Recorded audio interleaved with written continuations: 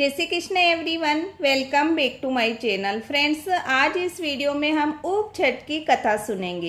एक दिन माता पार्वती शंकर जी से विचारने लगी कि हे भगवान, ऐसा कौन सा व्रत है कि जिस कारण से स्त्री सौभाग्य प्राप्त हो और मन चाही इच्छा पूर्ण हो।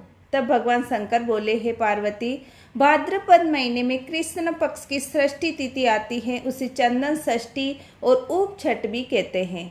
वो व्रत औरतों के लिए मंगलप्रद है। उस दिन दिन भर उपवास करना और फलाहार करना और शाम को सूर्यास्त के समय नदी पर, तालाब पर या घर पर स्नान करना, चंदन घिसकर एक कटोरी में रखना और स्नान करने के बाद बैठना नहीं।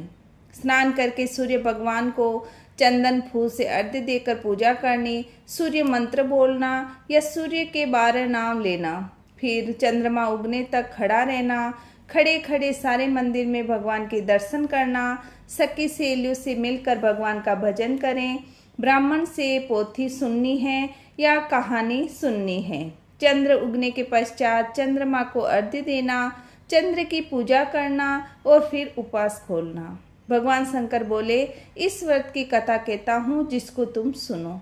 बहुत समय की बात है, चित्रकूट पर्वत पर श्रीधर नाम का एक ब्राह्मण रहता था। वह बहुत विद्वान था। भाद्रपद कृष्ण पक्ष की षष्ठी तिथि उसके पिताजी का श्राद्ध आया तो वह अपनी पत्नी से बोला कि हे सुंदरी, आज मेरे पिताजी का श्राद्ध है, मैं विद्वान ब्राह्मण को खाने के लिए कह कर आता हूँ, तू खीर और पूड़ी बना देना।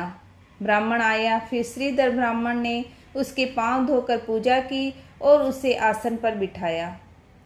इधर पत्नी रसोई बनाते बनाते रजस्वला हो गई। उसने मन में विचार आया कि ब्राह्मण जो खाने आ गया है, मैं बाजू में बैठ गई तो खाना कौन परोसेगा। इस विचार से उसने ब्राह्मण को खाना खिलाया। ब्राह्मण खाना खा के घर गया। कालांतर में वह ब्राह्मणी औरत मर गई, परंतु रजस्वला के दोष के कारण नरक की यातना भोगनी पड़ी। वह औरत पतिव्रता थी। उसे नरक में कर्म का बहुत पश्चाताप हुआ।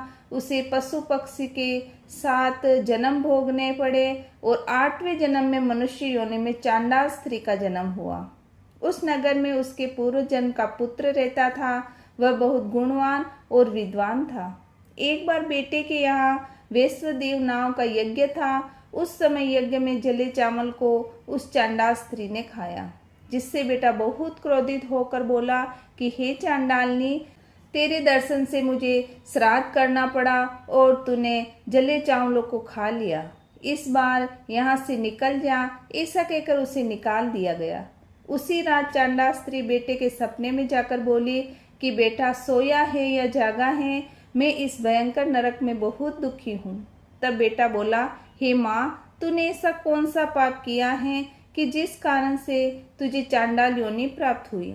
तब माँ बोली, तेरे पिताजी ने पितरों का श्राद्ध किया। उस दिन में रजस्वला हो गई, पर लज्जावंश किसी से कहा नहीं।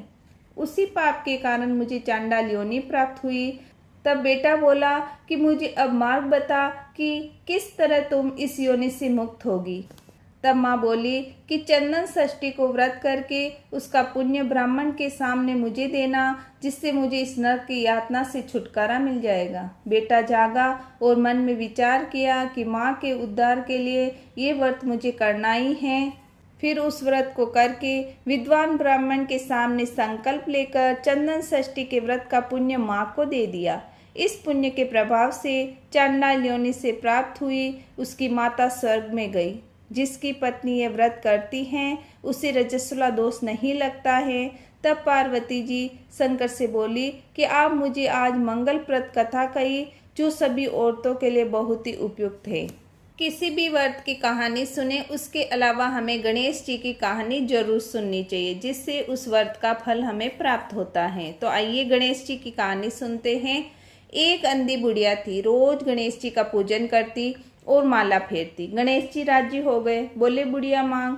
बुढ़िया बोली, महाराज मुझे तो मांगना नहीं आता, क्या मांगू। विनायक जी बोले, अपने बेटे बहू से पूछ ले या फिर तेरा कोई हो उससे पूछ ले। बुढ़िया अपने बेटे बहू से बोली, गणेश जी से क्या मांगू। बहू बोली, मेरे लिए पुत्र मांग लो, बुढ़ापे में पोते का मुख देख लोगी। बेटे से पूछा तो धन हो जाएगा। सब कुछ हो जाएगा। पड़ोसन से पूछा तो बोली, बेटे बहू किसके हैं, तू तो अपनी दोनों आंखें मांग ले, नहीं तो बुढ़ापे में दुख पाएगी, पड़ी खाट पर सड़ेगी। बुढ़िया चक्कर में पड़ गई, सोचती सोचती सो गई। सुबह हुई, नहा धोकर पूजन किया। गणेश जी आए और बोले, क्यों बुढ़िया, पूछ लिया? बुढ़िया बोली, हाँ महाराज, पूछ लिया। आप मुझे वरदान दो कि मैं अपने पोते को सोने के कटोरे में दूध पीता देखूं। विनायक जी बोले, बुढ़िया तू तो भोली दिखती थी और मांगने के समय में सब कुछ मांग लिया। अच्छा ऐसा ही होगा। कहकर चले गए। धीरे धीरे सारी बातें होने लगी। घर में धन दौलत बहुत हो गया, बहू के लड़का भी हो गया, बुढ़िया की आंखें भी मिल गई और आनंद ही आनंद हो गया। हे विनायक जी महाराज, बुढ़िया की तरह सब पर मेहर करना, कहानी के सुनने वाले, हुकारा देते हुए और पढ़ने और लिखने वाले पर भी। बोलो गणेश जी महाराज की जय। तो फ्रेंड्स, ये ऊप छठ की कथा थी। कथा आपको कैसी लगी? अगर अच्छी लगे वीडियो को हाइप करें और चैनल को सब्सक्राइब करें। मिलते हैं किसी और वीडियो के साथ। जय श्री कृष्णा।